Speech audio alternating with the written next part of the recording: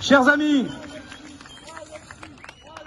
aujourd'hui, dans plusieurs villes d'Europe, des gens manifestent au nom de la liberté, vous n'êtes pas les seuls, à Belgrade, à Bucarest, à Vienne, à Belgrade, à Vienne, à Bucarest, les gens manifestent pour la liberté. Pourquoi? Ils savent qu'il y a plus de 20 ans, les effets néfastes des bombardements de l'OTAN.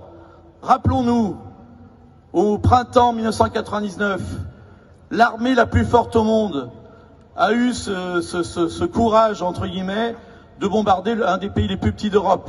Ça a été pendant 3 mois, à 5000 mètres de hauteur, plus de 20 000 vols aériens qui ont déversé des bombes à uranium appauvri, qui ont détruit un pays entier, la Serbie. Au nom de quoi? Au nom de la domination américaine. Si on accepte de rester dans l'OTAN, on va être bombardé aussi, comme les Américains l'ont fait en Serbie il y a plus de 20 ans.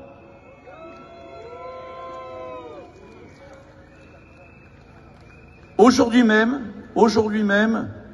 en Serbie, les gens manifestent, comme nous le manifestons depuis des mois, parce que leur président, qui à cet égard est à l'égal d'une autre, eh bien, au nom de l'Union européenne, s'est soumis.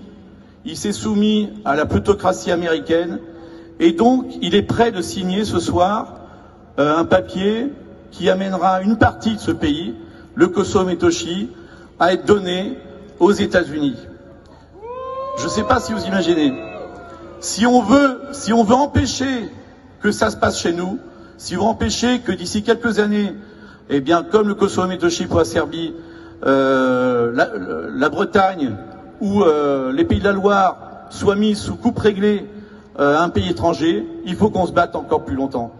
Donc mes amis, il faut absolument vous rendre compte qu'on est un mouvement non seulement patriote, mais européen.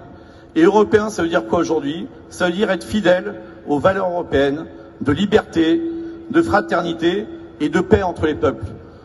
Cette guerre en Ukraine, qui est une guerre civile entre deux peuples en fait, qui parlent la même langue, le russe, qui ont la même culture orthodoxe, qui ont la même histoire, cette guerre leur a été imposée par les États-Unis. Donc nous-mêmes, Français, faisons tout pour empêcher que les États-Unis, de la même façon qu'ils le font dans les Balkans, nous imposent une guerre. Si nous ne faisons rien, si nous ne continuons pas cette lutte, eh bien d'ici quelques mois, ils feront la même chose que dans les pays de l'Est. Donc chers amis, vous êtes porteurs d'un message formidable, qui est celui de la paix, mais de la paix qui défend la liberté, la justice. Je vous remercie et soyez courageux. Kosovo, Serbia.